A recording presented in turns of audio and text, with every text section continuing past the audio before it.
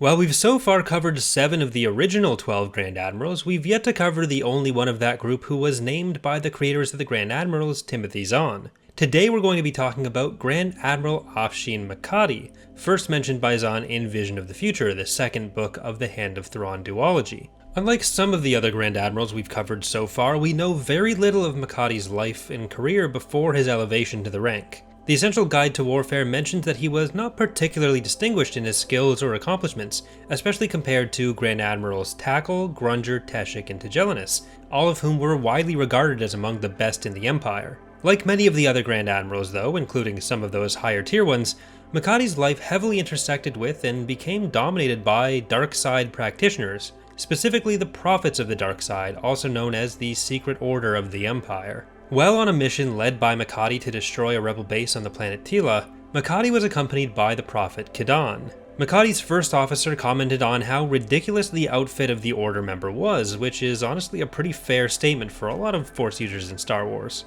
Unfortunately for Makati, Kadan didn't agree with this and held Makati responsible for the lack of discipline, allowing for such a remark to be made. He attacked the Grand Admiral with Force Lightning and told him to, quote, "Learn to rein in your subordinates, dear Admiral," leaving Makati scarred.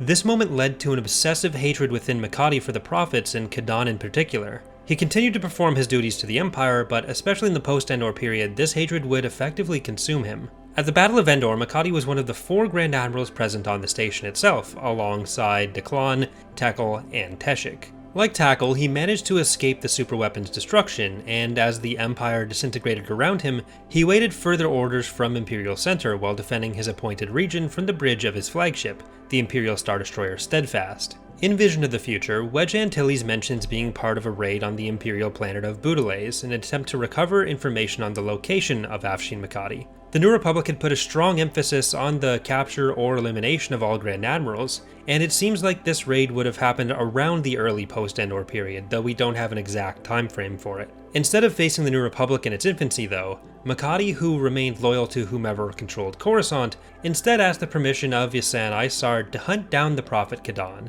who had set himself up as a rival claimant to the throne. This would have been under the pretense of taking out one of the challengers to Isard's reign, but in reality was more of a personal vendetta for him. Makati's search led him to the disillusioned prophet Azrakal, who provided Makati with the location of the prophet's supposed headquarters, Scardia Station, in a mostly empty region of space called the Null Zone. Makati took Steadfast to the station and obliterated it, broadcasting to the station and Kadan himself, "Your subordinate Azrakal was kind enough to help me find you, my Emperor. He doesn't care for your sparkly dress either." While I'm sure this was a very cathartic moment of wardrobe superiority for Makati, it unfortunately was a false Kadan whom he had killed, thanks to several honestly somewhat confusing out-of-universe retcons. It does seem like when the Star Wars Insider article, which covers a lot of Makati's life, was originally written, it was intended that Makati had actually killed the real Kadan, but further work did separate the real Kadan from an imposter Kadan, but this isn't really the best place to go over all of that.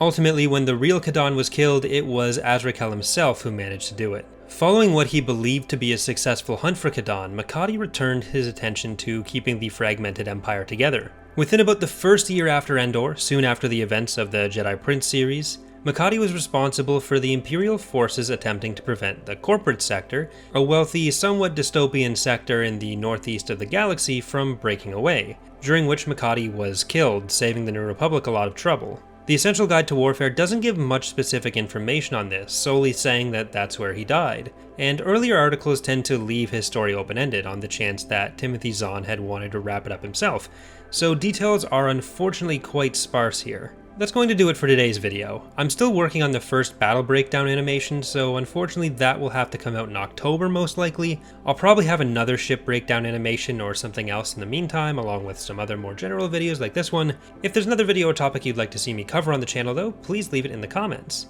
There are a bunch of suggestions on the Discord in particular that I'm still working my way through, and some of those should be turning up soon. If you've enjoyed, consider leaving a like or subscribing for more. Thanks for watching, and I hope to see you next time.